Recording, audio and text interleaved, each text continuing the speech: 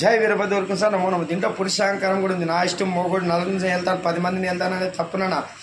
అట్లా ఒక్కసారి స్త్రీ అంటే మీ విలువలు ఉండగలవా, మనుషుల విలువలు ఉండగలవా? వాళ్ళు శాంతితోన ఓపికతోన వాళ్ళు సంసారం చేస్తున్నారు కాబట్టి మన పూర్వీకుల నుంచి పెద్దల వరకు మొగల మర్యాదలు నిలబడినాయి.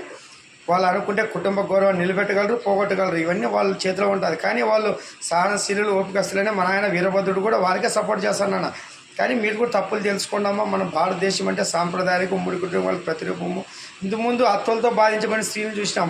ఇప్పుడు కోడళ్ళు వచ్చిన అత్తలు బయట దెబ్బి బాధించే స్త్రీలు చూస్తున్నాం. అందుకే మీరు కూడా కొంచెం మార్చుకోండి.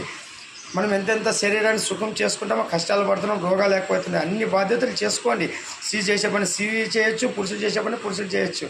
ఒక బడ్జెట్ వేసుకొని బాధ్యతగా పిల్లల్ని మంచి పౌరులకు దిద్దాని. కానీ మీరు ఇట్లా మనసు పడుతుందో ఆవేశంతో చిన్న చిన్న సమస్యలు పెద్దగా చేసుకొని ఇగోలకు పోయి సంసారాలు నాశనం చేసుకోవద్దండి.